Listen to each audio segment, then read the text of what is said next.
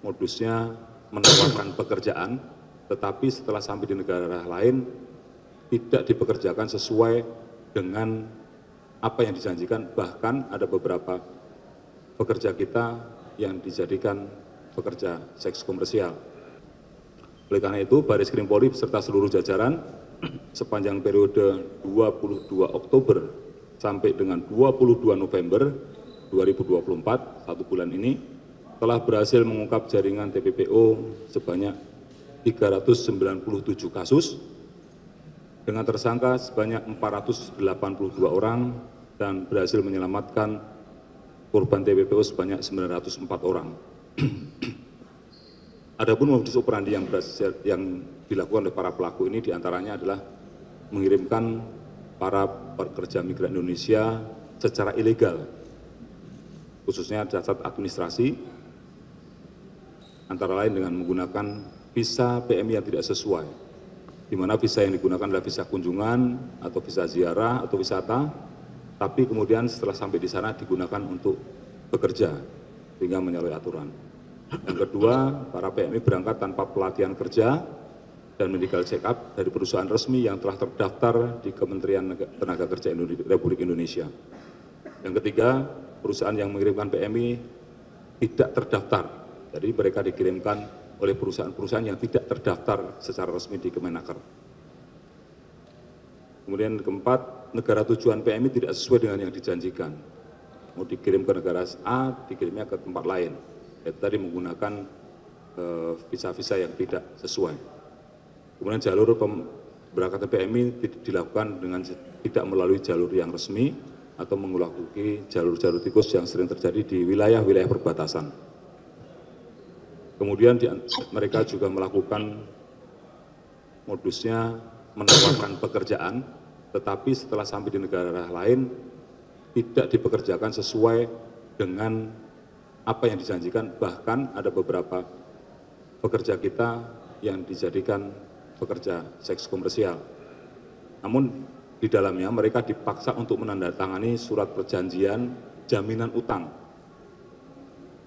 Seolah-olah mereka punya utang yang harus dibayarkan apabila, dan mereka dipaksa untuk bekerja karena mereka harus membayar perjanjian utang tadi.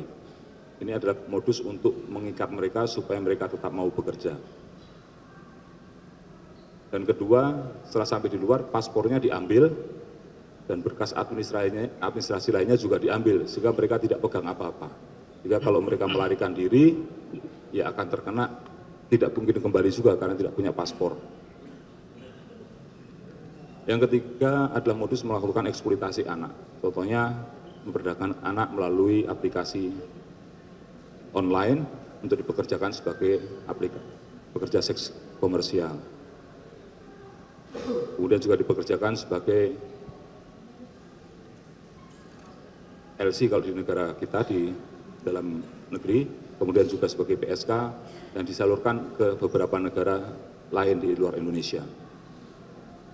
Kemudian yang ketiga, mengiming-imingi anak-anak itu bekerja dengan gaji yang besar pada perusahaan-perusahaan atau pabrik-pabrik atau perkebunan-perkebunan secara ilegal di negara-negara lain, khususnya di kawasan Asia Tenggara.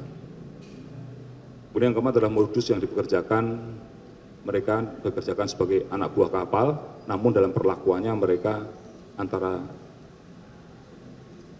tujuan tadi dipekerjakan di sebuah kapal, tetapi kapalnya kemudian bisa dipindah-pindah. Tanpa persetujuan korban, mereka dipindahkan ke kapal yang lain.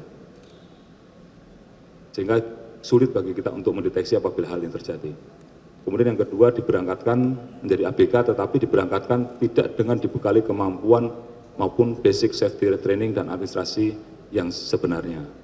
Yang ketiga, tentu kalau korban ini juga dipaksa untuk memenuhi target-target pekerjaan, dan kalau tidak memenuhi target pekerjaan, maka mereka juga akan menerima konsekuensi, yaitu tindakan kekerasan dari para pelaku.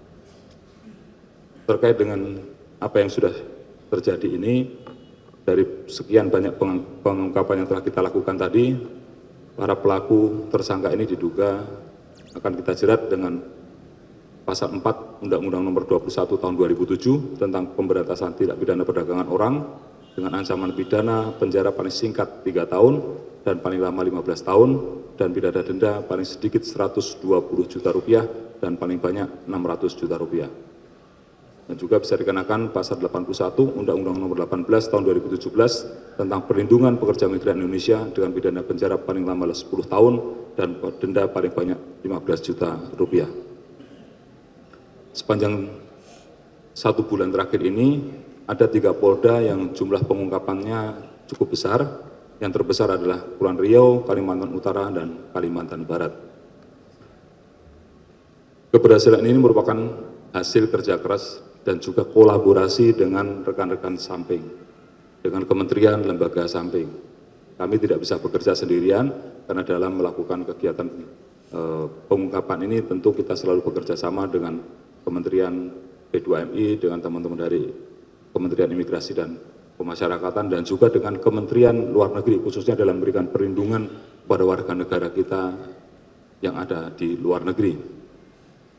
Mudah-mudahan apa yang kita lakukan ini bisa memberikan kontribusi yang positif untuk melindungi segenap bangsa Indonesia dan seluruh masyarakat Indonesia sebagaimana diciptakan oleh para founding fathers dan juga sudah menjadi atensi dari pimpinan tertinggi Republik Indonesia, yaitu Presiden Republik Indonesia.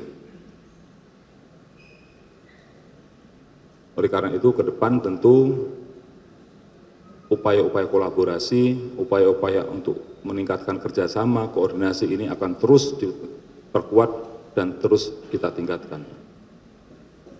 Mungkin itu yang ingin saya sampaikan. Setelah ini mungkin dari Pak Karopenmas bisa menyambungkan dengan teman-teman kita yang ada di tempat lain. Terima kasih.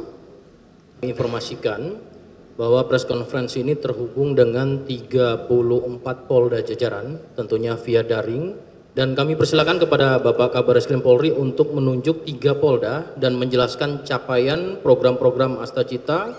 Tentunya kami berikan kepada Bapak Kabar Eskrim. Terima kasih rekan-rekan sekalian. Saya akan menunjuk Polda dan ini tolong diikuti melalui videotron yang ada agar bisa menyampaikan hasil-hasil pengungkapan yang telah dilakukan di masing-masing Polda. Yang pertama saya minta dari Polda, kita akan mengambil 3 Polda perbatasan. Yang pertama adalah dari Kalimantan Utara. Silakan. Kami sampaikan terkait dengan capaian pengungkapan tindak pidana perdagangan orang Satgas TPPO Polda Kalimantan Utara dan jajaran pada periode 22 Oktober sampai dengan 20 November 2024. Bahwa Polda Kaltara dan